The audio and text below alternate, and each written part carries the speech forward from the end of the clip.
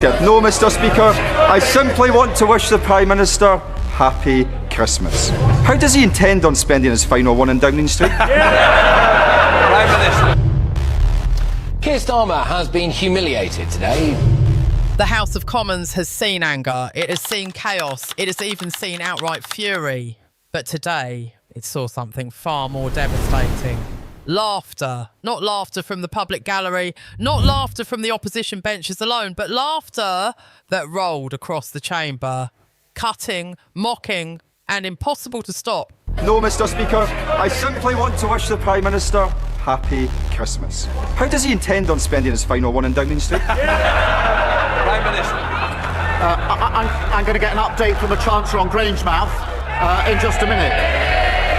As Prime Minister Keir Starmer stood frozen at the dispatch box, publicly humiliated in front of the entire nation, this wasn't a policy defeat, this wasn't a lost vote, this was personal. It happened during Prime Minister's questions, the most watched, most dangerous arena in British politics, a place where leaders are tested, reputations are shattered, and mistakes live forever. Stephen Flynn rose, calm, measured, almost cheerful.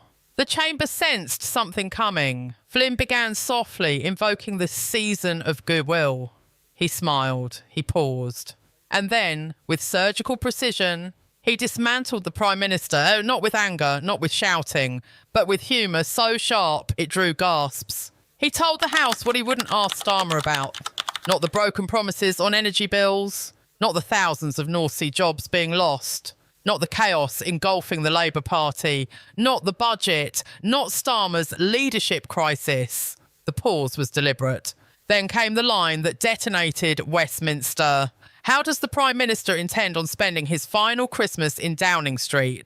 For a split second, silence, then eruption, laughter burst from the benches. MPs leaned back in disbelief. Some clapped. Others laughed openly. Even seasoned parliamentarians struggled to hide their reaction. And there, at the centre of it all, stood Keir Starmer. Indeed the season of goodwill, so with that in mind, I don't intend, it is indeed the season of goodwill, so with that in mind, I don't intend on asking the Prime Minister about his broken promises on energy bills, the 1,000 jobs being lost in the North Sea, the fact that Peter Mandelson is still a member of the House of Lords. I won't even ask him about the chaos that is engulfing the Labour Party, his budget and indeed his own leadership. No, Mr. Speaker, I simply want to wish the Prime Minister happy Christmas. How does he intend on spending his final one in Downing Street? Prime Minister. Stunned, blinking, rattled.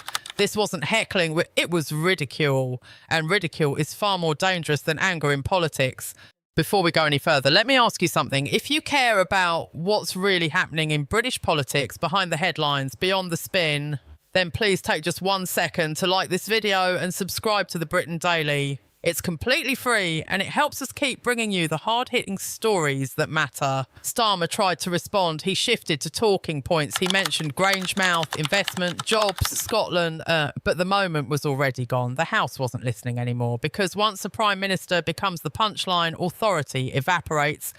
He's clearly not interested in Grangemouth. You would have thought on a day like this that he'd want to welcome the £120 million of investment into Groundwood. It's a landmark investment protecting 500 jobs and hundreds more across Scotland's supply chain. And he can't even bring himself to mention it. Flynn followed up by pointing out that Starmer couldn't even bring himself to welcome a £120 million investment protecting hundreds of Scottish jobs. On a day like this, in a chamber like this, the contrast was brutal. A confident opposition MP, a flustered Prime Minister, and a Commons that had made up its mind this wasn't just mockery, it was a warning. Because when Parliament laughs at you, the country soon follows, and this moment, replayed, clipped, shared and memed, may go down as the point where Keir Starmer stopped looking like a Prime Minister and started looking like a leader on borrowed time, and that was only the beginning. What happened next was even more damaging than the laughter itself, because humiliation doesn't end when the microphones switch off. It multiplies. Within minutes, clips of Stephen Flynn's question flooded social media. TikTok, ex-Facebook, WhatsApp groups. The moment was replayed again and again. How will you spend your final Christmas in Downing Street? Followed by the Commons erupting. The reaction was instant. Political commentators didn't debate policy. They didn't analyse economics. They focused on one thing only. Keir Starmer looked finished. Headlines shifted tone within hours. Starmer loses the room. PMQs turns brutal. Labour leader becomes the joke. Even outlets usually sympathetic to Labour couldn't spin it, because this wasn't an attack. It was exposure. Inside Westminster, Labour MPs were furious, not at Stephen Flynn, but at Starmer himself. Sources describe colleagues burying their heads, refusing interviews and texting aides in panic.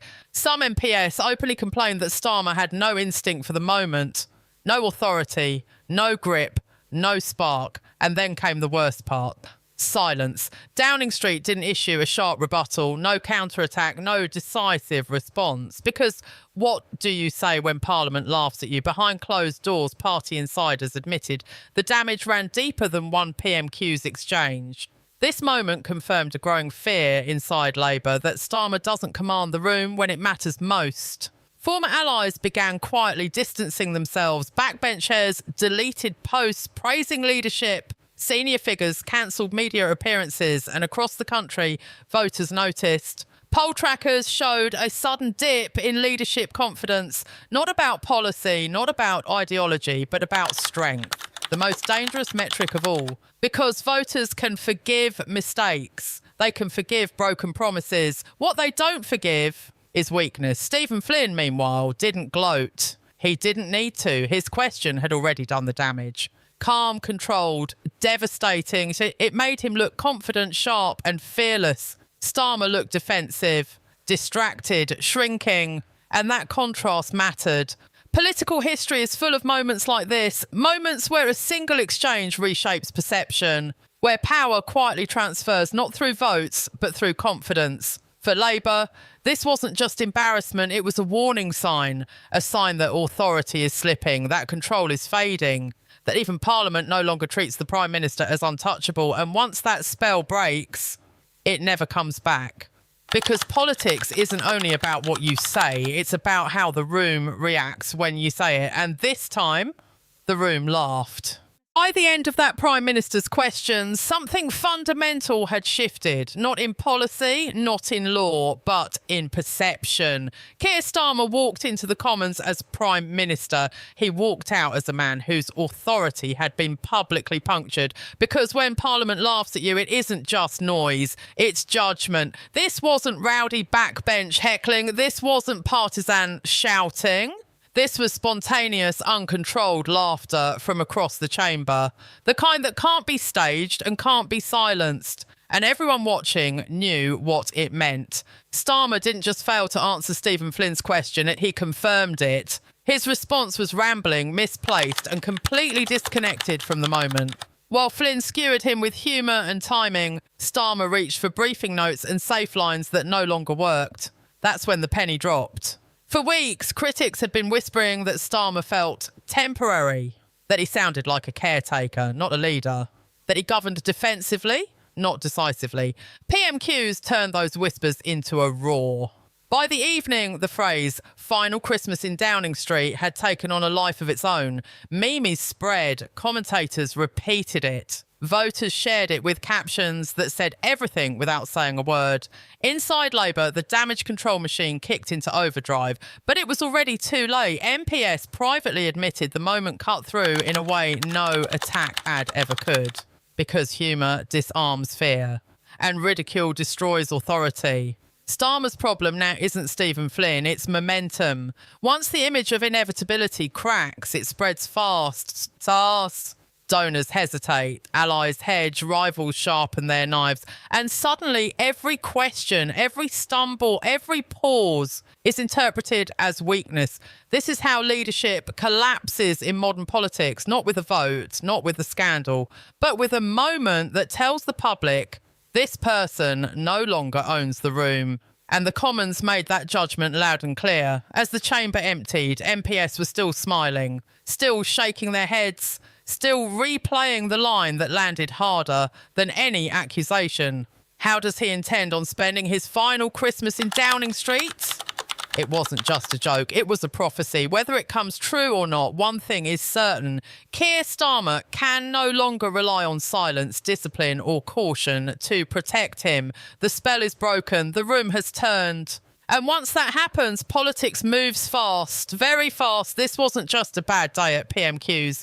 It was a defining moment, a warning shot, and possibly the beginning of the end. If you want more unfiltered breakdowns of the moments that really shape British politics, like this video, share it and subscribe to Britain Briefed.